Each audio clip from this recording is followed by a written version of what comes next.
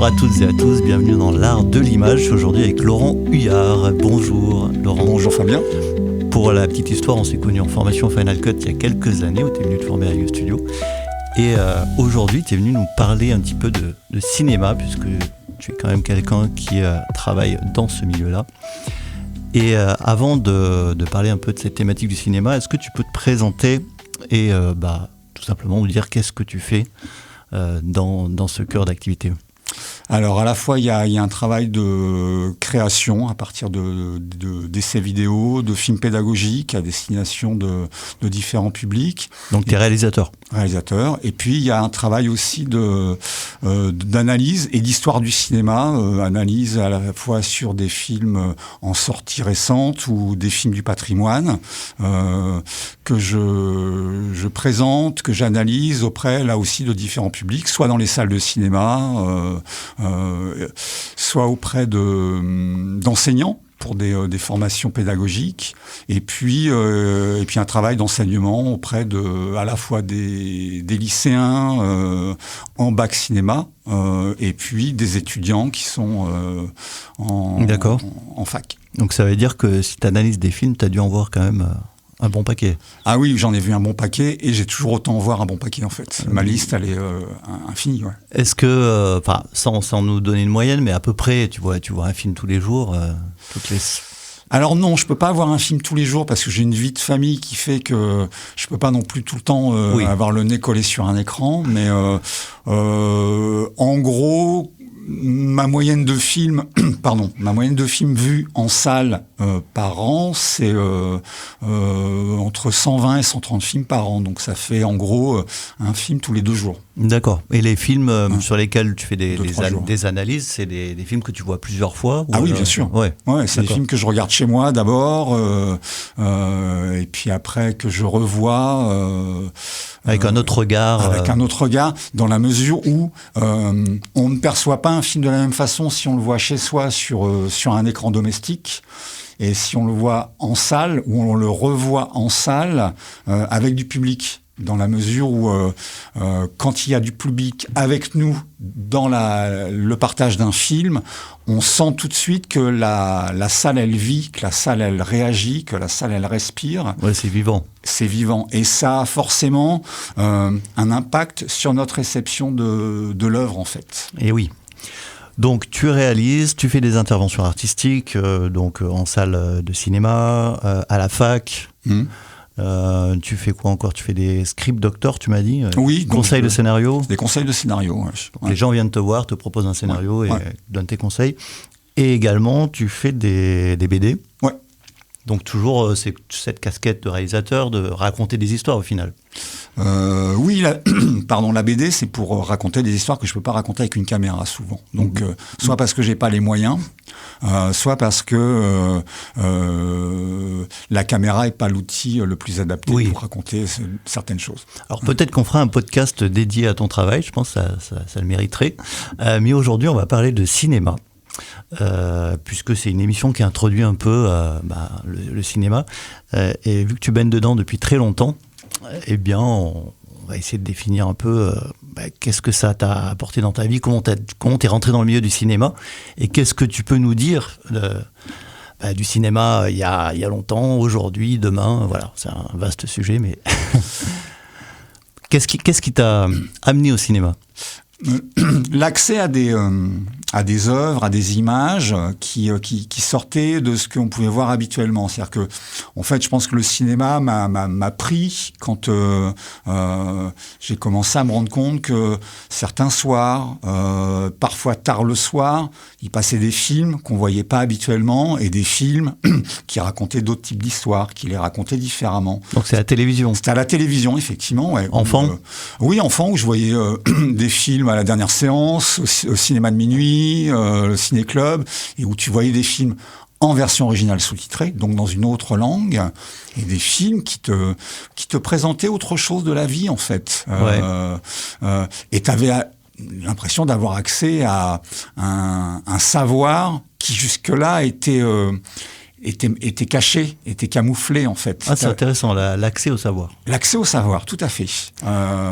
Et où en plus tu as le sentiment d'être privilégié, c'est-à-dire que il fait nuit, tout le monde dort, tu fais sans cachette de tes parents, donc il y a un côté jardin interdit en fait.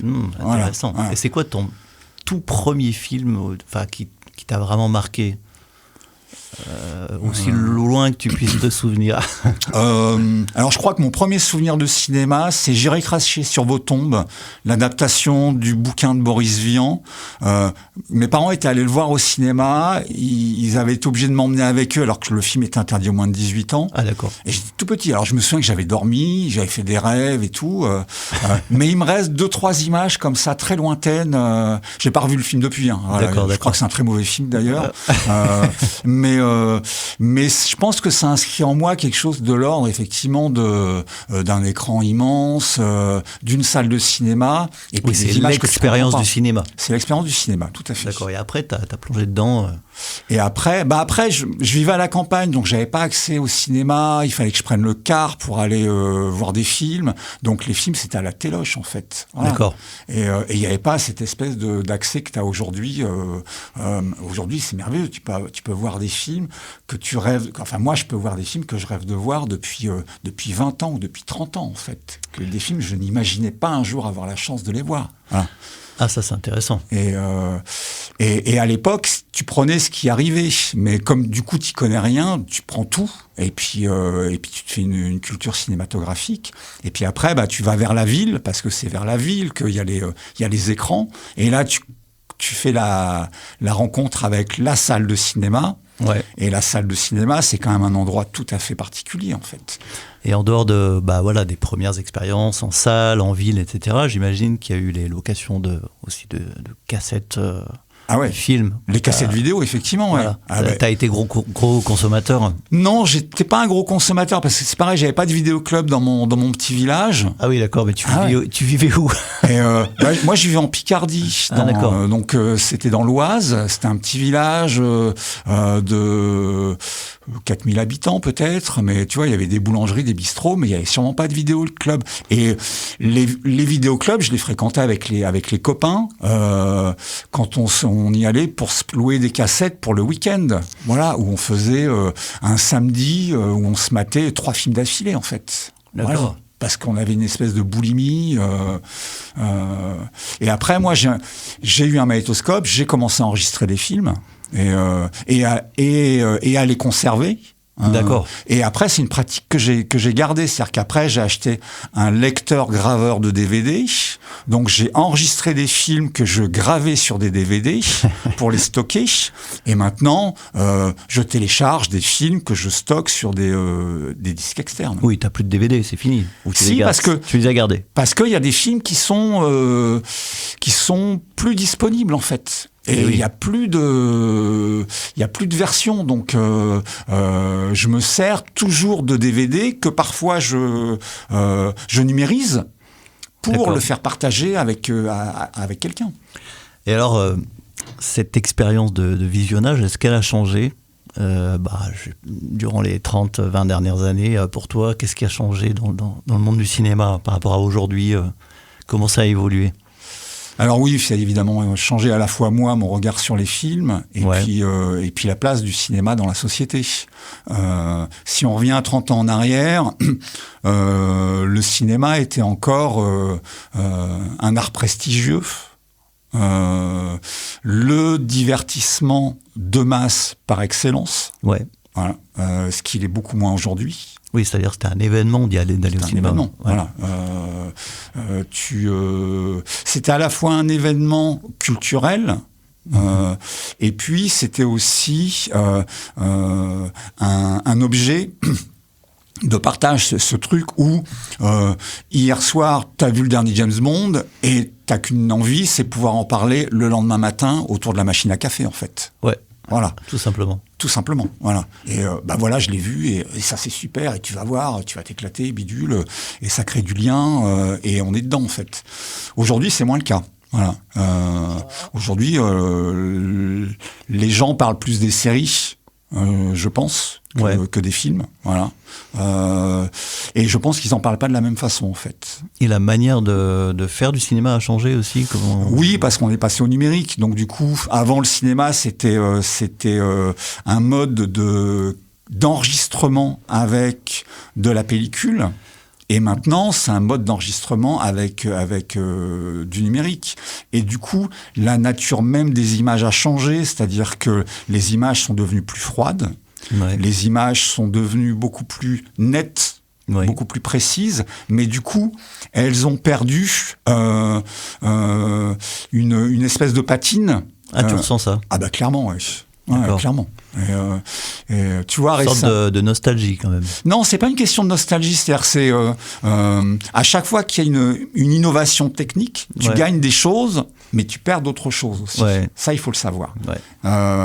Et par exemple, récemment, j'ai montré Terminator 2 à mon fils. Ouais. Voilà. Et j'avais le choix. Soit je le montrais à partir d'un Blu-ray, Ouais. soit je le montrais à partir pardon, Du de ce DVD. non, de ce qu'on appelle un scan 35. D'accord. C'est-à-dire une pellicule 35 mm qui a été scannée avec tous les défauts de la pellicule. Mais comment tu as pu avoir accès à ça? Ah bah ça, c'est il y a des réseaux chez les cinéphiles. D'accord. Ah d'accord. Ok. Et Mais tu lui as montré au cinéma. Et non, j'ai montré chez moi en fait. Ok. C'est-à-dire que j'ai un fichier avec Terminator 2 Ok. qui a été fait à partir d'une copie 35. Et l'expérience est différente. Et tu compares les deux versions, en fait, et tu te rends bien compte que c'est pas du tout la même chose, et que tu verras pas la même chose, en fait, que le film ne va pas laisser la même trace en toi Ah, à ce point-là, ouais. à ce point-là. D'accord. Voilà. Parce qu'effectivement, ce que tu gagnes en été, tu le perds en chaleur. Et alors ce film, comment il l'a perçu, ton fils? Il a beaucoup aimé le Terminator 2. Là, on se fait un cycle Schwarzenegger pour qu'il se rende un petit peu compte de ce qu'était le cinéma d'action il y a 30 ans, en fait. Tu vois, quand Schwarzenegger sortait un film, c'était à chaque fois un événement. C'était le grand spectacle de masse mondial, et tout le monde en parlait. Ouais. Et alors, qu'est-ce qui a changé dans la manière de consommer le cinéma aujourd'hui? Tu parlais des séries. Est-ce que les séries prennent le dessus? Est-ce que les gens affectionnent encore les films? Ou alors ils délaissent un peu les longs métrages pour plutôt se consacrer aux séries? À quel regard tu as là-dessus? Alors, j'ai deux points de vue. J'ai le point de vue à la fois de celui qui enseigne le cinéma, et celui qui va au cinéma, en fait. Oui. Alors, le premier point de vue, c'est un constat. C'est-à-dire que avant, quand le cinéma était l'art dominant du spectacle, on parlait d'un film. Moi, je parlais d'un film avec des étudiants ou des élèves, par exemple. Ouais. La plupart l'avaient vu et on pouvait avoir quelque chose en commun. D'accord. Une œuvre en partage, des émotions dont on pouvait discuter, une vision du monde dont on pouvait discuter à partir du film. Voilà. Aujourd'hui, avec la domination de la forme série, Ouais. on n'a plus rien en partage. Voilà. Là, en ce moment, je travaille sur un projet de série avec des ados, et on a essayé de voir quelle série nous avions en commun. Et on n'en a trouvé aucune. À ce point-là? À ce point-là. Ça veut dire que... Il y en a trop. Il y en a trop. Il y a beaucoup trop de séries. Et à la fois, les séries, elles sont sur un public qui est fragmenté. C'est-à-dire que chacun choisit la série qui est la sienne, mais ce ne sera pas celle de son voisin, en fait. Donc ça fédère un peu moins. Et donc on a beaucoup moins de choses en commun. Ok, donc le film, finalement, il reste encore présent aujourd'hui pourtant, donc les gens parlent toujours de cinéma. Alors, moi, effectivement, quand je parle de cinéma avec des copains et tout, ou des connaissances, et qu'on parle d'un film, le film crée toujours cette idée d'échange et de partage, en fait. Soit le film, on l'a vu, et on est d'accord, on n'est pas d'accord, mais il se passe un truc. Donc finalement, l'expérience cinéma est un peu toujours la même. Alors, l'expérience cinéma est toujours la même, tout à fait. C'est celle, effectivement, d'une expérience de groupe, voilà, qui amène à confronter les points de vue, les avis, et à être sur une idée du partage. C'est-à-dire que dire tout le bien d'un film pour donner envie à l'autre de ressentir ce même plaisir, en fait. Ouais. Voilà. Et ça, c'est toujours là. Et puis... Dans la mesure où le régime des images a changé, c'est-à-dire qu'on est aussi on est en train de basculer sur une fabrication des images qui se fait avec l'intelligence artificielle. Ouais.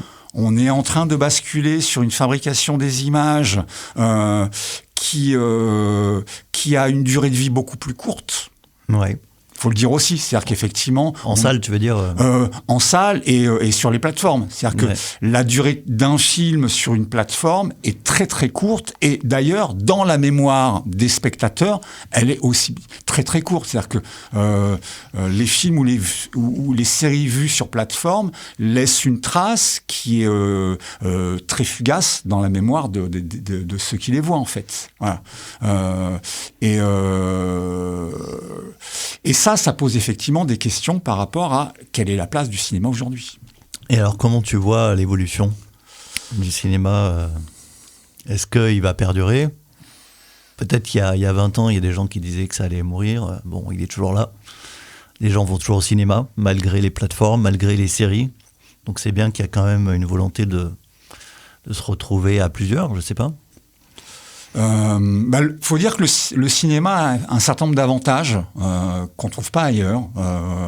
À la fois, le cinéma amène un investissement critique et affectif que t'as pas ailleurs, en fait. C'est-à-dire qu'un film, si ça laisse des traces, c'est parce que ça produit des émotions extrêmement fortes.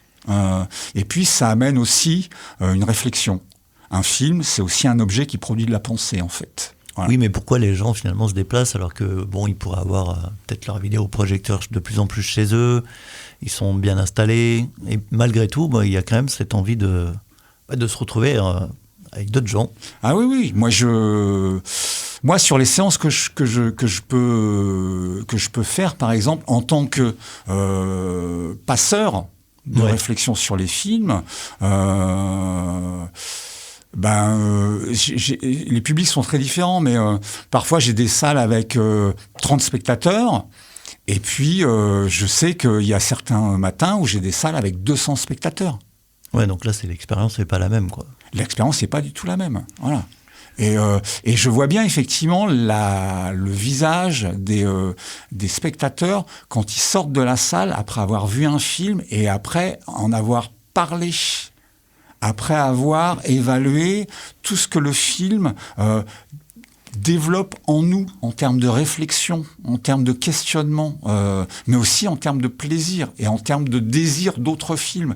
Et les gens, quand ils sortent de la salle, ils ont une forme d'épanouissement que t'as pas chez toi. Oui, c'est sûr. Voilà. Mais même moi, quand je regarde un film chez moi, le générique se termine, j'éteins le matos et je passe à autre chose. Oui, c'est sûr. Voilà. Alors que quand tu sors d'une salle de cinéma, le film, il continue à se déployer en toi. Ouais. Voilà. Et au niveau, on va dire, technologique, le cinéma a quand même évolué. Il y a des lunettes 3D, il y a du son multicanal. Est-ce que tu penses que ça va aller encore plus loin, ou là, on arrive à une sorte de plafond de verre? Est-ce que ça va être de plus en plus immersif? Est-ce que c'est important? Pour moi, c'est pas important. Voilà. Et moi, les derniers articles un peu techniques et théoriques que j'ai pu lire là-dessus, c'est qu'effectivement, on arrive à une limite. C'est-à-dire qu'on est capable d'avoir des améliorations techniques. Est-ce qu'on doit se mettre dans un casque, s'isoler de réalité? Non. Ouais, pour toi, non. Non, pour moi, non. Ouais, pour moi, non, effectivement. Je pense qu'on est déjà isolé du monde dans une salle de cinéma, en fait. Ouais. Voilà. Et on peut pas non plus s'isoler davantage. Dans ce cas-là, ça veut dire qu'on est sur un autre mouvement qui est celui de retourner dans le ventre de sa mère, en fait. Okay. Ah ouais. Et là, effectivement, c'est plus une question d'ouverture vers le monde. Ouais. C'est une question de repli mortifère, de mon point de vue. Donc pour toi, les casques comme ça de réalité augmenté et tout. C'est pas... Non, ça c'est autre chose. Ça c'est autre chose. Ouais. Pour moi, là, ça renvoie plus aux origines du cinéma. C'est-à-dire que le cinéma, c'est quelque chose qui vient du cirque, en fait. C'est venez voir un film, donc sous une tente, et vous allez voir des choses que vous avez jamais vues. C'est le côté un peu exceptionnel. On va vous en mettre plein les yeux. Les expériences immersives ou l'IMAX, c'est ça, en fait. Ouais. C'est la dernière version du cinéma qui est le cinéma du cirque. Voilà.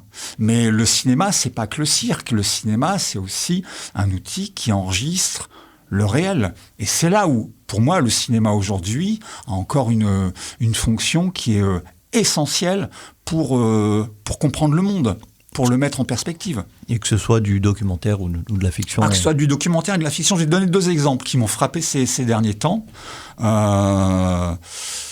L'année dernière, il y a eu le dossier 137 de Dominique Moll qui est sorti, je ne sais pas si tu en as entendu parler. Non. Une fiction française sur une enquête de la police des polices après les manifestations des Gilets jaunes.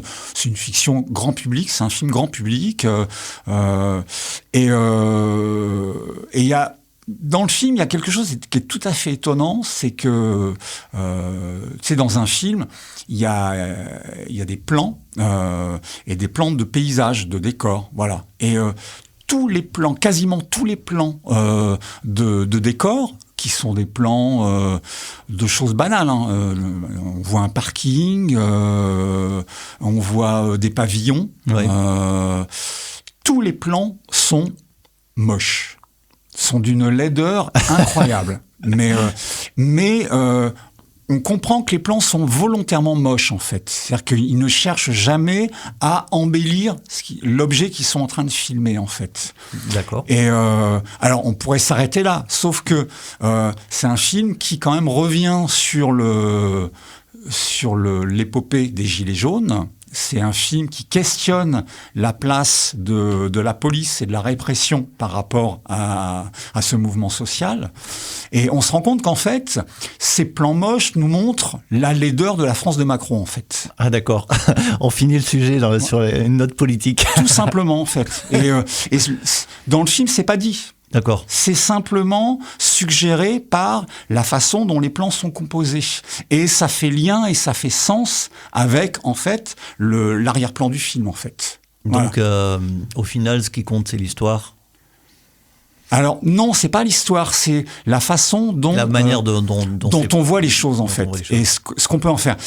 J'ai un autre exemple. Je sais pas si toi t'essayes de voir un petit peu ce qui se passe au Moyen-Orient en ce moment, de voir des images des Émirats Arabes Unis, du Qatar, du Liban, de l'Iran bien sûr. Et moi, les images que je vois m'apprennent assez peu de c'est quoi cette guerre en fait. Oui, qu'est-ce qui se passe. Qu'est-ce qui se passe mais aussi parce que le travail des journalistes fait qu'ils sont obligés de protéger leurs sources. Donc, tu as beaucoup d'images qui sont floutées à différents endroits pour mettre en valeur une voix. Et en fait, pour avoir une idée de ce qui se passait actuellement au Moyen-Orient, je suis allé chercher un film documentaire des années 90 d'un cinéaste, un film qui s'appelle Leçon de ténèbres, de Werner Herzog. Et c'est un film qu'il avait tourné au Koweït, à l'époque où l'armée irakienne avait mis le feu au puits de pétrole du Koweït. D'accord. Voilà. Et le film est composé uniquement de plans en hélicoptère qui avancent dans ces territoires qui sont consumés par les flammes et qui sont noyés par le pétrole qui se diffuse, en fait. Incroyable. Voilà. Et là, j'ai eu vraiment l'impression de voir ce qui se joue actuellement au Moyen-Orient. Tu vois, quand les drones irakiens détruisent des centres pétroliers aux Émirats Arabes Unis, voilà. Des images qu'on voit pas, qui n'existent, qu'on peut pas faire maintenant, et donc du coup aller chercher dans le cinéma d'hier pour avoir une idée de ce que ça représente aujourd'hui, en fait. Ouais, donc c'est intéressant. Alors comment tout ça va évoluer ? Je sais pas, je suis très mauvais pour les prédictions. Je suis. En tout cas, tu reviendras peut-être nous parler de films, de fiction, de documentaires, pour peut-être faire des analyses critiques. En tout cas, ce sera avec plaisir de te retrouver. Avec grand plaisir, oui. Merci pour ce partage sur le cinéma, Laurent, et puis à très bientôt. À très bientôt. Salut. Au revoir.